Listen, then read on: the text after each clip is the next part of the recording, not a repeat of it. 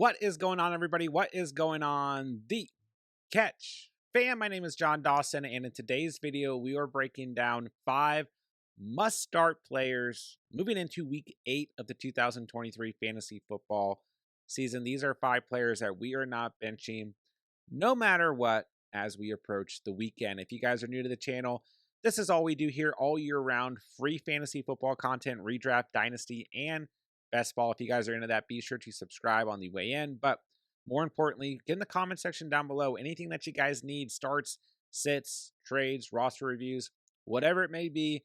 As we approach Week 8 of the season, let me know. I'll get back to you as soon as I can. Without further ado, let's hop into today's video.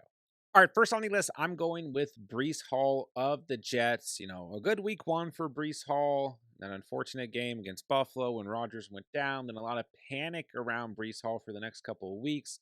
Volume was inconsistent, was pretty much down. Some tough matchups, Dallas, Kansas City. But in weeks 5 and in week 6, before he hit the bye week in week 7, very, very, very good output overall. 28 points against Denver, 20 points against Philadelphia, who's been one of the best teams in the league against opposing running backs in fantasy on the season.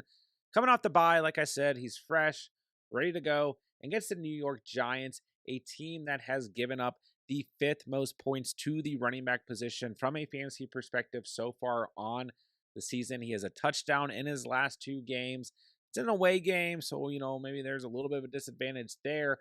But overall, I don't mind. I mean, this Giants defense, while it's looked a little bit better the last 2 weeks or so, has still been really poor overall on the season. And like I said, they have given up a ton of fantasy points to the running back position. So Bree Hall, a player on a lot of rosters out there, he might be your RB3 or 4. You drafted him a little bit later.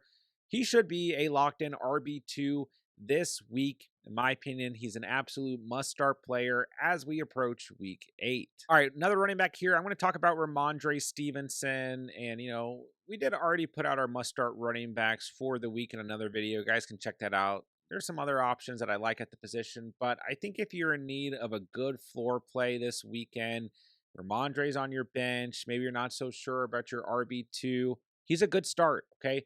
This Miami Dolphins defense has not been good this year whatsoever. And, you know, there could be a little bit of a trap here where the Patriots are playing from behind, needing to keep up with that Miami offense, needing to throw the ball. But that doesn't necessarily hurt Ramondre Stevenson because he's had 6 targets in his last 2 games and 5 or more receptions in his last 2 games, had 51 receiving yards last week against Buffalo, 14.5 or more fantasy points in his last 2 games.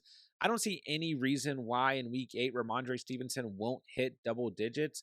So I really do like him. I don't think there's a tremendous amount of upside necessarily, but I do think if he finds the end zone, he could definitely get you closer to 20 fantasy points. And I think if he doesn't, he's still a solid lock for double digits. So if you're a little bit wary at the RB2 spot, you're not 100% confident in Ramondre Stevenson, who had, you know, those 3 weeks where he was kind of down in terms of fantasy scoring. Keep in mind, those were against 3 really good units against the run, the Jets, the Cowboys, and the Saints. So I think he'll continue the pace that he's been on for the last 2 weeks in Week 8. I think he's a solid start as we approach the weekend. All right, in the must-start wide receivers video for the week, I talked about Christian Kirk. I love him this week. I think he's an extremely safe play. But I also want to mention Calvin Ridley, who has been a player that's been really frustrating to own in fantasy. He's been really inconsistent. He's given you 3 double-digit performances with a ceiling of 24 points, but that was back in week 1.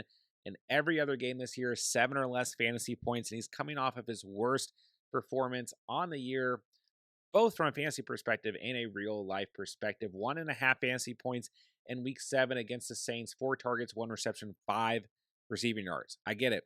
Not been good. Tough to trust.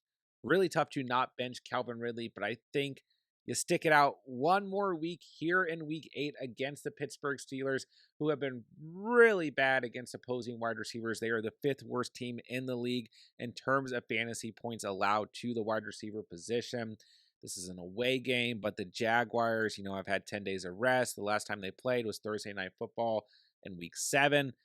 I think Calvin Ridley is a great upside play this week. Both these units, the Steelers and the Jaguars, have been pretty good against the run. I think both teams are going to need to throw the football. I think that the Steelers could actually surprise a lot of people this weekend. I think they're actually going to be pretty dang competitive against the Jaguars. So I think this is a good spot for Calvin Ridley. Like I said, I get it. It's really tough to trust him. But if you can throw him in your flex, I think he brings you a ton of upside this weekend.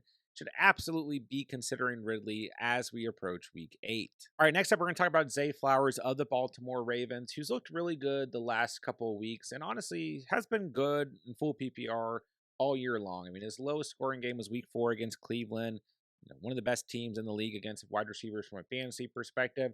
Outside of that, double digit performances in every single matchup so far on the year, just one touchdown this year. But gets the Arizona Cardinals this weekend. This team is allowing the third most points to the wide receiver position so far on the season. So I think Zay Flowers could have his best game of the entire year. And even if he doesn't, I think he's just a really safe lock for double digits. I mean, the Ravens looked great last week. So that did actually end up hurting Zay Flowers because they just didn't need to throw the football. But man, this offense is for real. They look completely in sync. And outside of Mark Andrews, Zay Flowers is the number one receiving option on this team. So I think Flowers will continue the production, continue the pace he's been on. I mean, he's been good, like I said, but I think he could be really good this weekend if you own him. He's a great flex.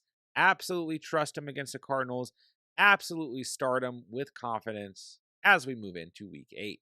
All right, I want to talk about one player who's not a wide receiver or running back, and I'm going to go with Darren Waller of the Giants. Admittedly, a player that I personally didn't really love coming into the season, but in the past couple of weeks since Daniel Jones went down and Tyrod Taylor's been the starting quarterback, he has shown us a pattern of consistency in fantasy football. 9.3 or more fantasy points in 3 straight games. And that 9.3 performance against Buffalo, he probably should have had a touchdown in that game, but that's up for debate, I guess. Other than that, 16.6 points in week 5 against Miami and 22.8 points last week against Washington, including his first touchdown on the season. 8 targets last week, 7 receptions, 98 receiving yards. Easily his best game of the season so far.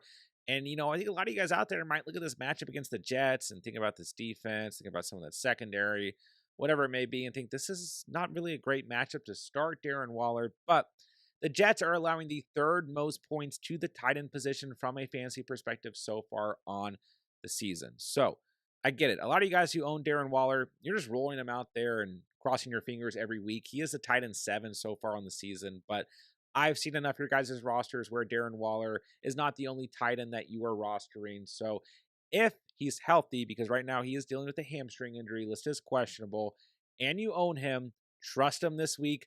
It's a great matchup. Darren Waller should be in your lineups as we approach week 8. That'll do it for today's video. If you guys did enjoy the content today or find it helpful in any way, be sure to hit that subscribe button on the way out. This is all we do here all year round, free fantasy football content. If you're into that, be sure to come join the community. Outside of that, let me know what you guys need for the week. Anything at all pertaining to the 2023 fantasy football season, drop it in the comments down below. I'll get back to you as soon as I possibly can. With that, I will say thank you guys so much for watching and or listening. And remember, you saw it here on The Catch.